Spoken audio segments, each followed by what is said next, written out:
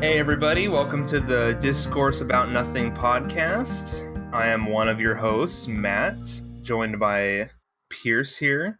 Hello. There he is. Hello. Yeah, so we both kind of came up with this idea for a podcast, and it's a podcast trying to make real philosophy, not just pop philosophy, more accessible to the public. I'm a grad student in philosophy, and I've been doing philosophy for about 8 years. I've devoted my life to it. Not only do people not care about philosophy, it's that a lot of people, especially very influential pop science influencers, particularly dislike philosophy and argue with people that philosophy is obsolete and no longer needed. And this is a very common sentiment. Yeah, and where this podcast really, I think, will be interesting to listen to is that I don't have any of the background that Pierce has. I know kind of a very surface level about philosophy. I mean, probably not even that much of a surface level, to be honest. If you were to give me like a pop quiz on philosophy, like 101, and you just had like 10 questions about, whatever in philosophy, I'd probably not do well, because it's like I can understand when people talk about philosophy and kind of just like big ideas, but I don't know like specific terms or other kind of more in-depth things. And so the idea is that you, the listener, hearing this discussion, you can kind of put yourself in my shoes in the fact that I won't really be inside philosophy the way Pierce is, and that I'll be learning with you guys. Yeah, so it's kind of like a checks and balances, because even though I pride myself on being like a common man. What do you mean by that?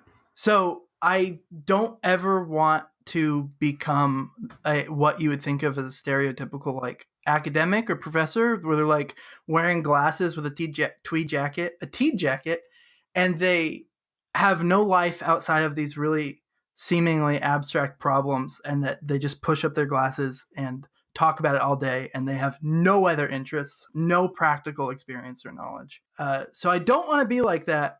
But even though I don't want to be like that, I very often can start using technical terms as if everybody knows what they mean. And then I can step in and be like, I don't know what you're talking about. And then that would help us sort of go from there and be able to speak about things in a more accessible way. Yeah, exactly.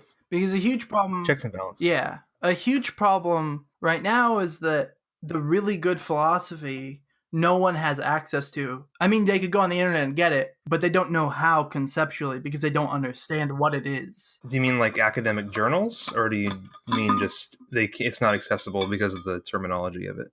I mean, the way it's talked about. Journals, you can find a lot of free journal articles, but in order to like break in and actually start reading the high level, like really good stuff that really actually like makes progress and gets us to truth, supposedly, you've got to kind of know what you're looking for.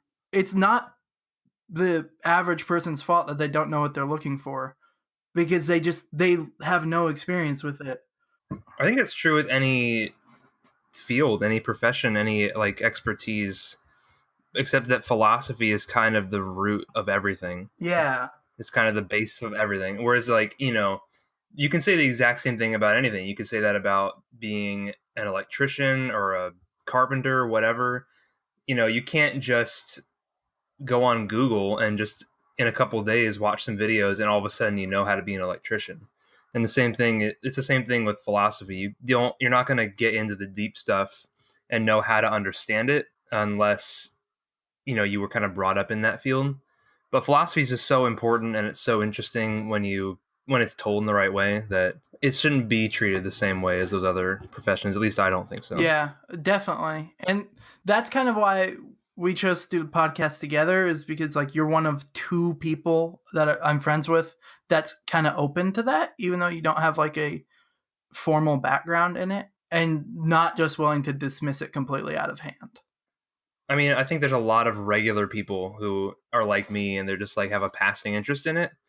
But because it, like we said, like because it's so obscure and kind of brought out in an obscure way, they don't engage in it. Yeah, exactly. As much as they probably even want to. I mean, they probably want to engage in it more than they can. the average person like is not like a closed-minded like dogmatic weirdo. It's just like they don't know. Yeah. And it's like, well, I'm here to try to encourage you to know or to enter into my world a little bit more. Basically, Pierce is saying he's better than everyone else. I mean, there's a sense in which that's true. More handsome, more beautiful. Let's get into it. So let's jump right in. There's a couple things that a lot of people I've heard have said to me about philosophy. So philosophy is too abstract. Philosophers can't come to agree on anything. There's no consensus. Philosophy provides no extra value to my life.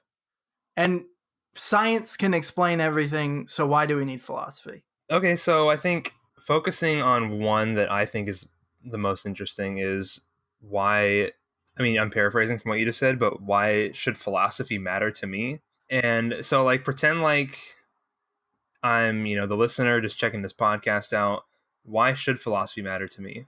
Because I have an idea of why it should matter to me, but if someone's coming into this podcast and they don't have an idea of that, what do you think is kind of a good explanation of why it matters? You can answer that in two ways, and I'm going to.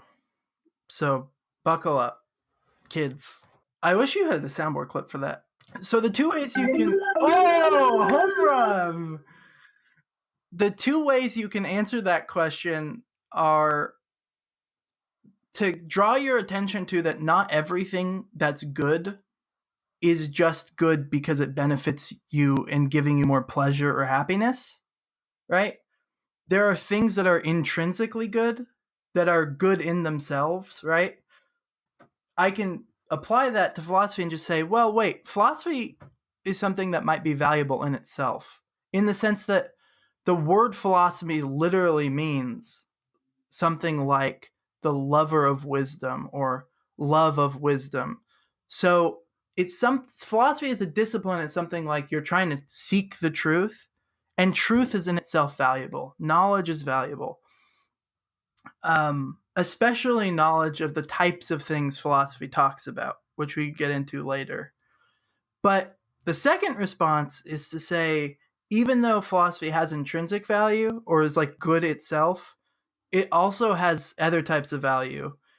And that other types of value is philosophy provides a foundation and justification of everything we do, including science, every other discipline, art, and our own worth. Everything comes back down to philosophy and relies on it. I think a lot of people, they kind of look at their own life, their own worth, and they try to come up with their own meaning for their life, whether it's through religion or whether it's just from the work they do, or hundreds of thousands of things people try to find meaning and worth. They're doing philosophy, right? And they don't even realize it. Yeah. It's kind of... Yeah, we all kind of do it. And just to call that kind of pointless, that's kind of what we're kind of trying to get at with this podcast, is like, if you think philosophy is not really necessary, and I'm not trying to put anyone down for thinking that, then that you're not misunderstanding kind of where you come from and how you even think, because everyone does it.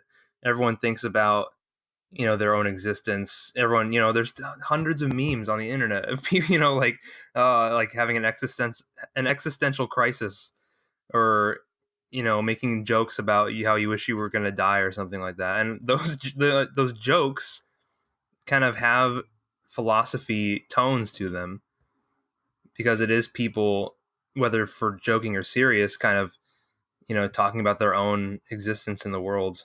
So the thing about philosophy is like the name itself and the origin of philosophy tells you exactly what it is. And it tells you it's a love or a pursuit of wisdom, which is knowledge that's valuable in itself, right? And everybody does that. That's a key component of what it is to be human, right? Pigs can lie around and manipulate the world in their head and learn when the farmer is going to come feed them, and they could live their lives to maximize their pleasure. But what sets people apart from other animals is that we're the only species on this planet that can think like this at this level. And it's really weird. Yeah, I've heard that before. I've heard that, people kind of like make stuff up like, oh, animals can do this and that. They can't do that. But I haven't really heard people talk about. I mean, people say like, oh, an animal can't reason.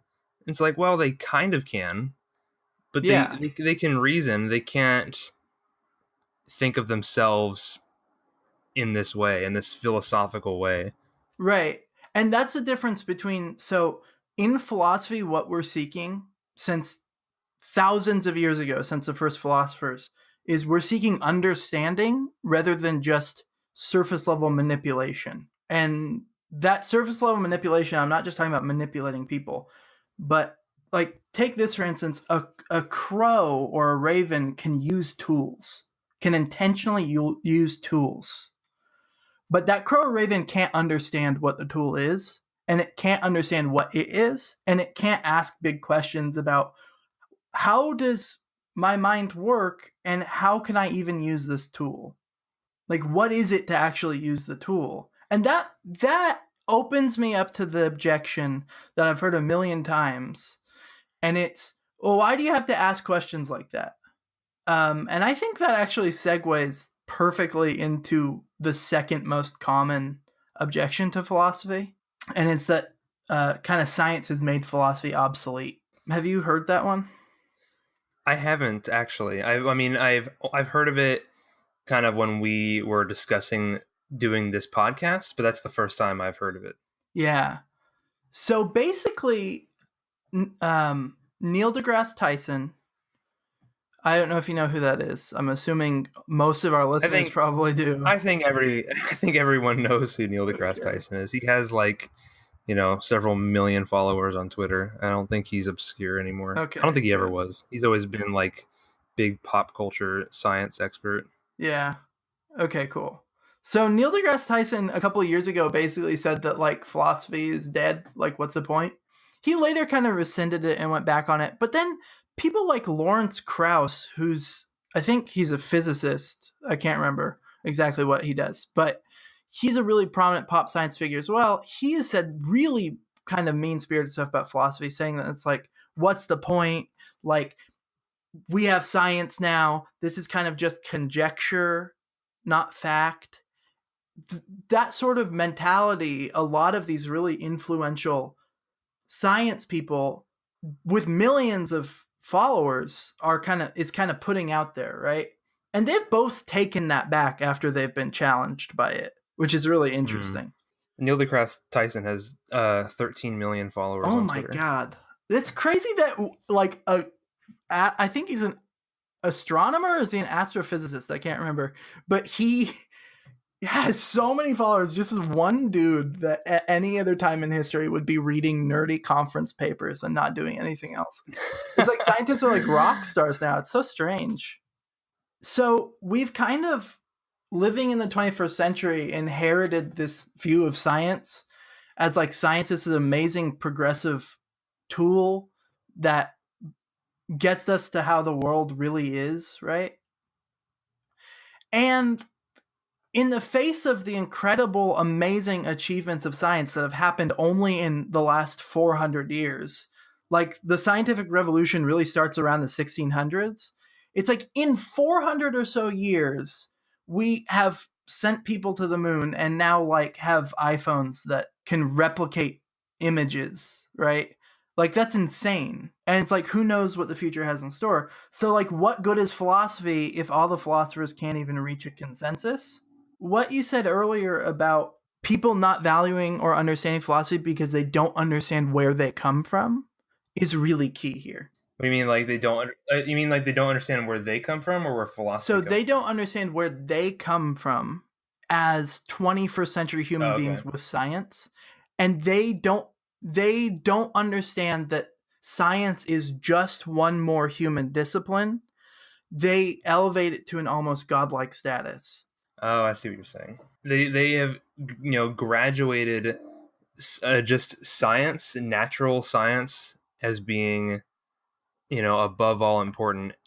Kind of forgetting that philosophy is a study of things that while they don't seem physical, they're still technically tangible things that you can talk about. Yeah, exactly. And even more importantly than just talking about like how easy it is to observe the things we're talking about, right?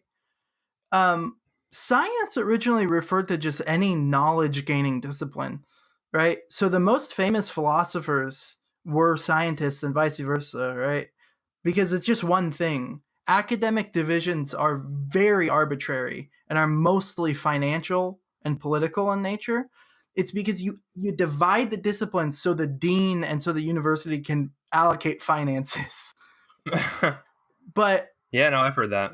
yeah, it's crazy. I mean, but kind of we're born now with this being the last 400 years, and we kind of take science and we take the way this works for granted.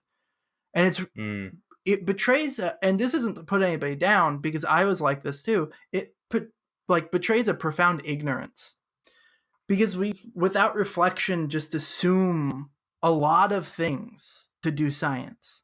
So all of inquiry, all of pursuit of knowledge is united. We all use the same methods. Here's how human beings think and get data. They have experience and perceptions, and then they have innate beliefs and faculties that they interpret the data with. And we all use that, every single discipline. The thing with philosophy is I think the majority of people, not to just, sidestep away from the science discussion too hard, but I think a lot of people, the reason why they make that separation of saying like science is above all and philosophy is unnecessary, I think a lot of it has to do with people just don't know what philosophy is. I think a lot of people mix up philosophy into being theology, Yeah. and they kind of blend the two together when you could be a philosopher and completely deny any existence of a higher power. But I think a lot of people look at I mean, I did before I took a philosophy course in college. I actually thought philosophy was the study of God. But literally that's what theology is, and I didn't realize there was a difference. Yeah. And I think a lot of people kind of do the same thing. But I mean, and not to discredit people who, and our listeners probably, who would look at philosophy and think, but for people who want to learn more about it, there's no shame in saying, I don't really think it'll apply to my own life, but it will. It's like, and it does. People think about it. Like I said earlier, people do philosophy all the time without really considering it. But I think there is, but I think also I say that, and I don't want to sound like a hypocrite, but I think there's also a lot of people who avoid thinking about philosophy. Yeah. And I'm not saying everyone's, a big baby. I'm not trying to I know I'm generalizing a lot. I know both of us are probably generalizing a little too much maybe, but we kind of have to talk generally, just as we try to like kind of just speak on what other people have said to us and how other people around us think. And obviously that's not reflective of the entire human race, but just kind of I feel like there is kind of that, I don't want to think about my own existence. And for some people that's probably like a scary thing, because there's people who struggle with, suicidal tendencies and, depression and all these different things.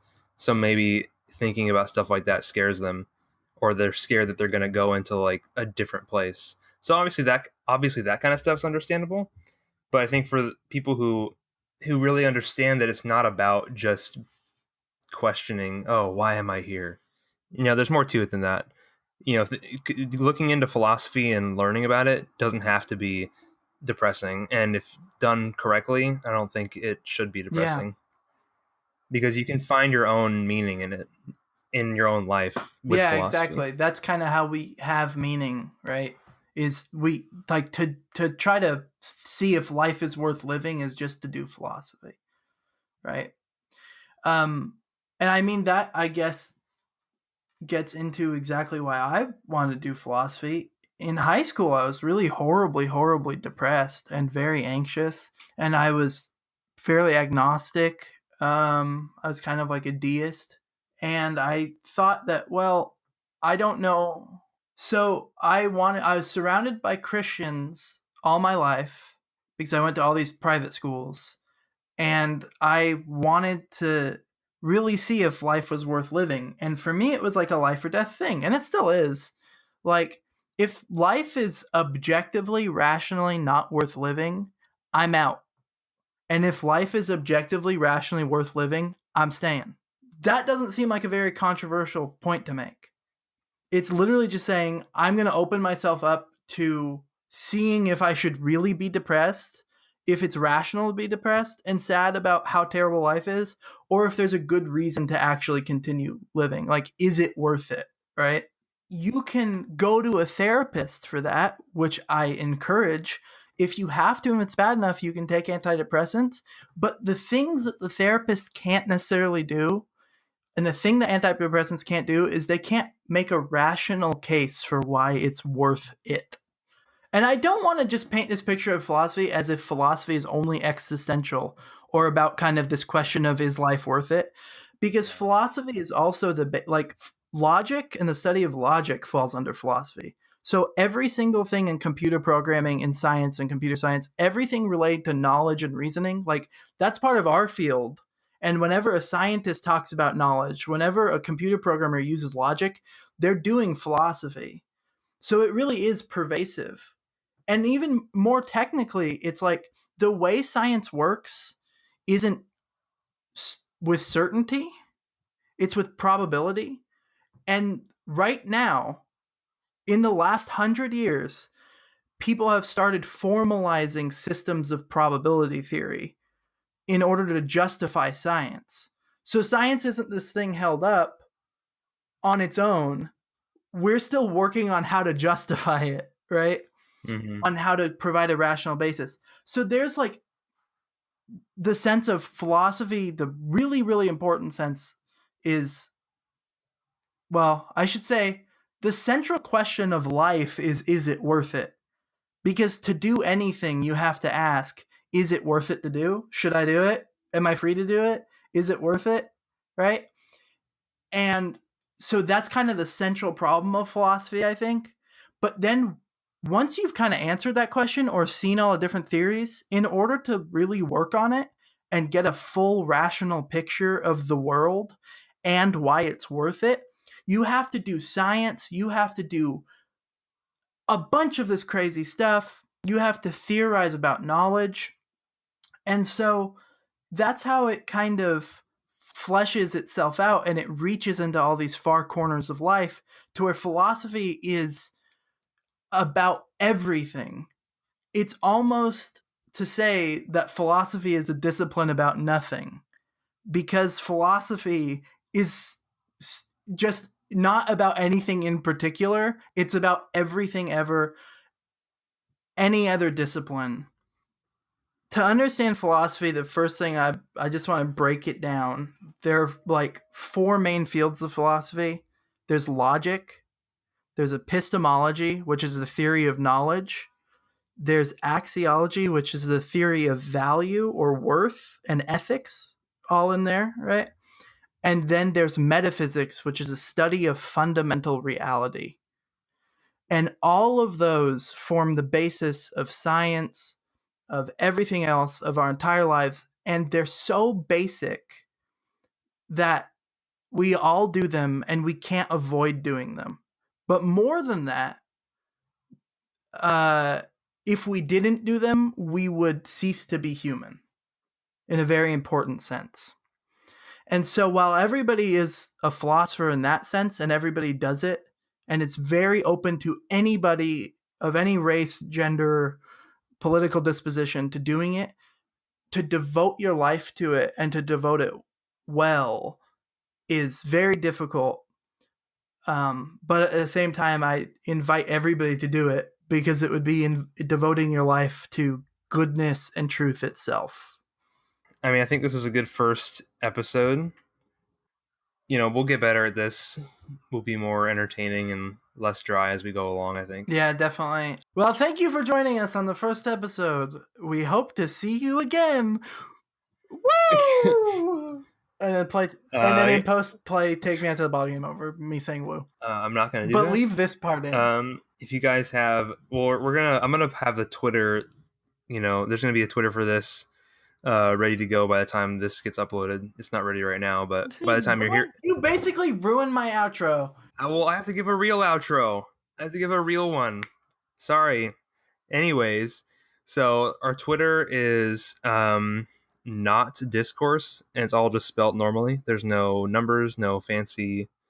You could tweet at us there. You could tweet us questions directly or publicly, either one, and we'll address them on the show definitely. Because any question, if you can send us a question, we're gonna answer it. Because this isn't a big podcast. We don't have hundreds of questions coming in. So if you want to send us one, you want to, you listen to this and you're like, hey, you guys talked for 30 minutes or whatever about philosophy, and I still don't understand why I should care. Or, hey, you mentioned this little idea. Can you elaborate on that further? And we'll have that question ahead of time, and Pierce can research it, or I can research it. Yeah. Does that sound good, Pierce? Yeah, please ask questions, because I'm doing this not because I want to hear myself talk, but because I want to help. And so if you don't ask questions, I won't be helping you, I think, and I'll be lonely and I'll not do it anymore. So, all right. So yeah, thanks for listening, everybody. Yeah, thanks. And let's go. Let's not take me out to the ball game.